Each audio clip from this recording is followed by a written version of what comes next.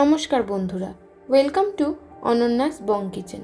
গরমে যখন রান্না করতে একদমই ইচ্ছে করে না, তখন চটজলদি এই লেমন রাইস বানিয়ে নিতে পারেন খুব অল্প উপকরণ দিয়েই। আমি এখানে প্রথমেই 200 গ্রাম মতো দেরাদুন চালের ভাত বানিয়ে নিয়েছি। আপনারা চাইলে সিদ্ধ চালের ভাতও ব্যবহার করতে পারেন। এরপর একটা কড়াইতে দিয়ে দেব 2 থেকে 3 টেবিল চামচ মতো সাদা তেল। তেলটা ভালোভাবে গরম হয়ে গেলে এর মধ্যে দিয়ে দেব 1 চা চামচ কালো সর্ষে, আর দিয়ে দেব 1 চা চামচ বিউলির ডাল ও 1 চা চামচ ছোলার ডাল দিয়ে ভালোভাবে ডালগুলোকে ভেজে নিতে হবে।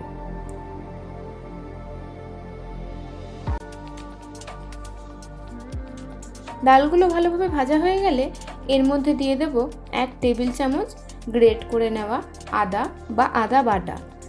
আদার কাঁচা গন্ধ না যাওয়া অবধি নাড়াচাড়া করে নিতে হবে। এবার এর মধ্যে দিয়ে দেবো 8 থেকে 10টা কারি পাতা। কারি পাতাগুলো দিয়েও ভালোভাবে নাড়াচাড়া করে নিতে হবে। এবার দিয়ে দেবো 2 শুকনো লঙ্কা। শুকনো লঙ্কাগুলো দিয়ে একটু নাড়িয়ে চাড়িয়ে নিয়ে এর মধ্যে দিয়ে দেব 2 কাঁচা লঙ্কা। এবার সব কিছু খুব ভালোভাবে নাড়াচাড়া করে নিয়ে দিয়ে দেব স্বাদ মতো নুন,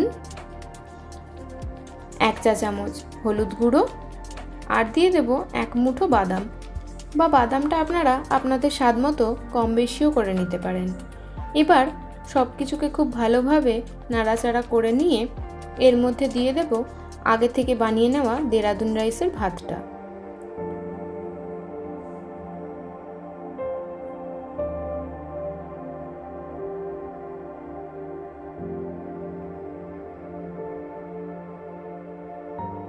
এবার খুব হালকা হাতে মশলাটা ভাতের সাথে মাখিয়ে নিতে হবে। হালকা হাতে যদি না মাখান তাহলে কিন্তু চালগুলো ভেঙে যেতে পারে, আর চালগুলো ভেঙে গেলে দেখতে খুব একটা ভালো লাগবে না। এই জন্য একটু হালকা হাতেই চালগুলোর সাথে মশলাটা ভালোভাবে মাখিয়ে নিতে হবে।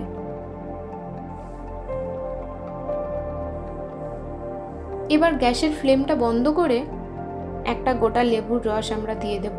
প্রথমে হাফ লেবুর রস দিয়ে আমরা ভাতটা ভালোভাবে মাখিয়ে নেব। তারপর বাকি হাফ লেবুর রসটা দিয়েও ভাতটা আবারও ভালোভাবে নাড়াচাড়া করে নেব। মনে রাখবেন, লেবুর রসটা দেওয়ার আগে গ্যাসের ফ্লেমটা অবশ্যই অফ করে নেবেন।